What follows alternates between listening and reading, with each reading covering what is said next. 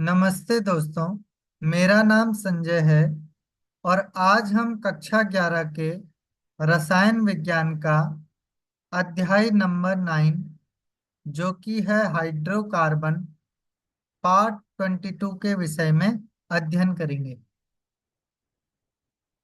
इस वीडियो में हम जो टॉपिक पढ़ने वाले हैं वो इस प्रकार हैं: कैंसर जन्य गुण तथा विषाक्तता एवं सारांश।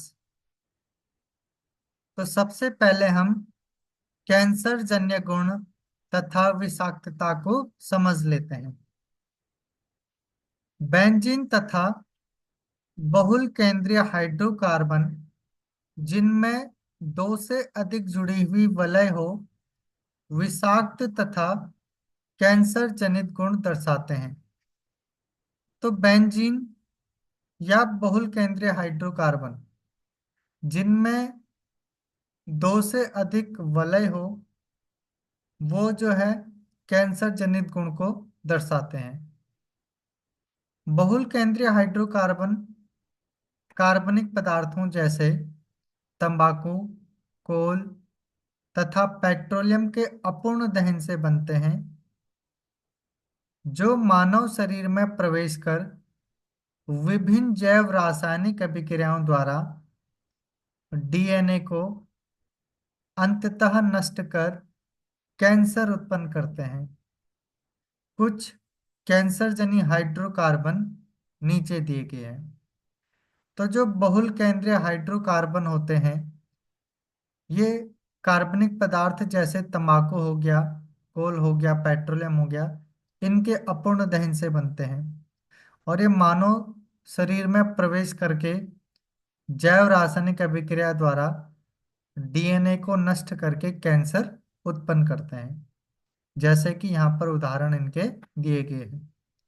सबसे पहला उदाहरण है 1,2 बेंच एंथ्रीज।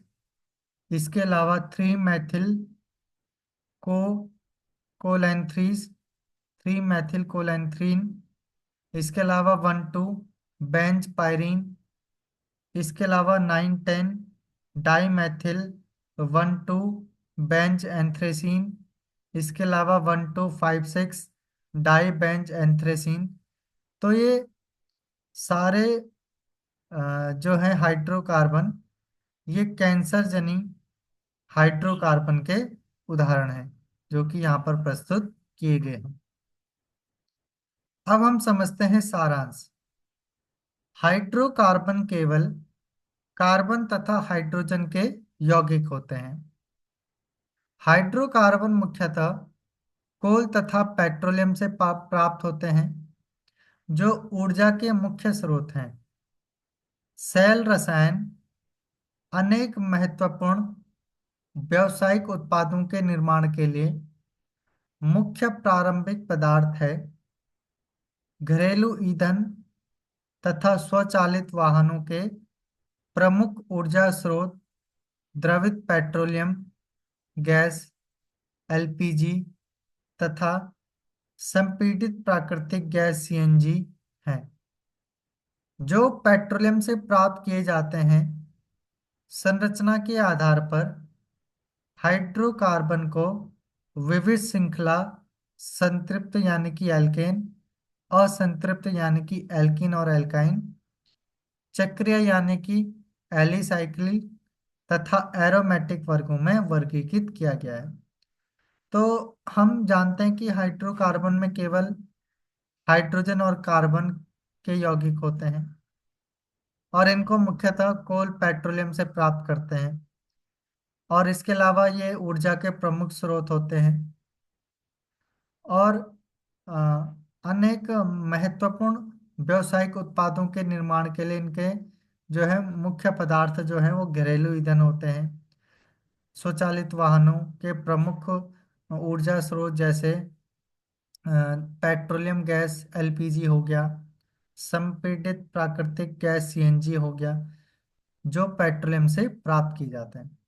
इसके अतिरिक्त जो हाइड्रोकार्बन होते हैं इनकी संरचना के आधार पर इनको अलग अलग वर्गों में वर्गीकृत किया जाता है। उदाहरण के तौर पर जो विविध श्रृंखला वाले संतृप्त यौगिक होते हैं उनको हम एल्केन बोलते हैं। जो असंतृप्त यौगिक होते हैं उसके अंतर्गत द्विआबंध वाले एल्कीन और त्रिआबंध वाले एल्काइन कहलाते हैं। जो चक्रीय यौगिक होते हैं उन्हें एलिसाइक्लिक बोलते हैं।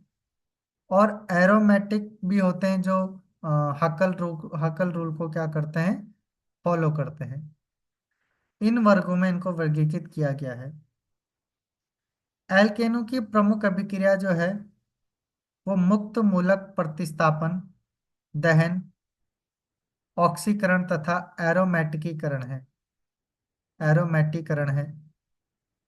एल्कीन तथा एल्काइन संकलन अभिक्रियाएं प्रदर्शित करते हैं जो मुख्यतः इलेक्ट्रॉन स्नेही यौगज अभिक्रियाएं होती हैं। एरोमेटिक हाइड्रोकार्बन असंतृप्त होते हुए भी इलेक्ट्रॉन स्नेही प्रतिस्थापन अभिक्रियाएं प्रदर्शित करते हैं। ये यौगिक विशेष परिस्थितियों में संकलन अभिक्रिया प्रदर्शित करते हैं। तो यहाँ पर जो एल्केन की प्रमुख अभिक्रिया है वो है मुक्त मूलक प्रतिस्थापन, दहन, ऑक्सीकरण तथा एरोमेटीकरण। तो ये जो है वो एल्केन की जो है वो यहाँ पर मुख्य अभिक्रिया है। एल्कीन और एल्काइन की जो है वो संकलन अभिक्रिया जो है वो इनकी मुख्य है जिसको ये प्रदर्शित करती है। और जो मुख्यतः इलेक्ट्रॉन स्नेही यौगज अभिक्रियाएं होती हैं। जबकि एरोमेटिक हाइड्रोकार्बन जो है वो है तो असंतृप्त, लेकिन उसके उपरांत भी इलेक्ट्रॉन स्नेही प्रतिस्थापन अभिक्रिया प्रदर्शित करते हैं और विशेष परिस्थितियों में ही ये संकलन अभिक्रिया को दर्शाएंगे। एल्केन जो होता है इसमें कार्बन कार्बन सिग्मा आबंध होता है और आबंध के मुक्त गुणन के कारण ये संरूपणीय समावयवता प्रदर्शित करते हैं। एथेन के सांतरित एवं ग्रस्त रूप में से सांतरित रूप हाइड्रोजन परमाणु की अधिकतम दूरी के कारण स्थायी है। तो यहाँ पर जो एल्कीन है ये संरूपणीय समावयवता को प्रदर्शित करता है, जिसमें हमने इसके दो रूप पढ़े थे। एक था सांतरित, एक था ग्रस्त। सांतरित में जो कार्बन कार्बन के हाइड्रोजन परमाणु हैं वो अधिक दूरी पर थे और ग्रस्त में वो बहुत पास थे। तो जो जितनी दूरी पर इसके परमाणु होंगे उतना ही वो ज्यादा स्थायी होगा। तो सांतरित रूप में हाइड्रोजन परमाणु की दूरी अधिकतम है। यही कारण है कि सांतरित रूप जो है वो अधिक स्थायी होता है।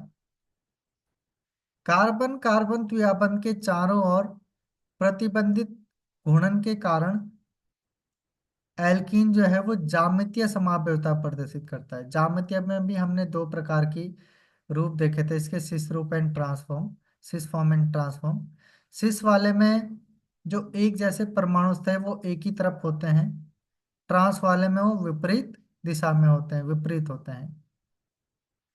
बेंजीन तथा बेंजेनॉइड यौगिक एरोमेटिकता प्रदर्शित करते हैं। यौगिकों में एरोमेटिक का गुण हकल द्वारा प्रतिपादित 4n+2 पाई इलेक्ट्रॉन नियम पर आधारित है। तो एरोमेटिक होने के लिए यौगिक को हकल रूल उस पर प्रतिपादित होना चाहिए जिसमें कि 4n+2 पाई इलेक्ट्रॉन उसमें होने चाहिए। बेंजीन वलय से जुड़े समूहों अथवा प्रतिस्थापियों की प्रकृति पुनः इलेक्ट्रॉन स्नेही प्रतिस्थापन हेतु वलय की सक्रियता एवं निष्क्रियता को तथा प्रवेश करने वाले समूह की स्थिति को प्रभावित करती है। कई बहुल केंद्रीय हाइड्रोकार्बन में बेंजीन वलय आपस में जुड़ी रहती है। ये कैंसर जनी प्रकृति को दर्शाते हैं। तो इस चैप्टर में इतना ही। अब मिलेंगे नेक्स्ट चैप्टर में।